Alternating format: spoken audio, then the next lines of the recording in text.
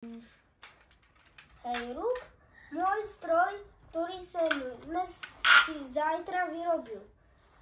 Je to robotická rukavica, ale modrá. Potom tu mám ešte zelenú robotickú rukavicu. Tiež sa dokáže parádne naťahovať. Má tu maximum. Tu.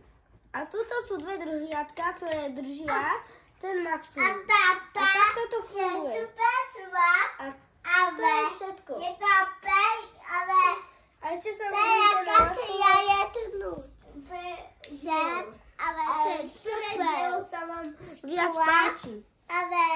Dajte komentáre, ktoré sa vám páči. Na to dejte.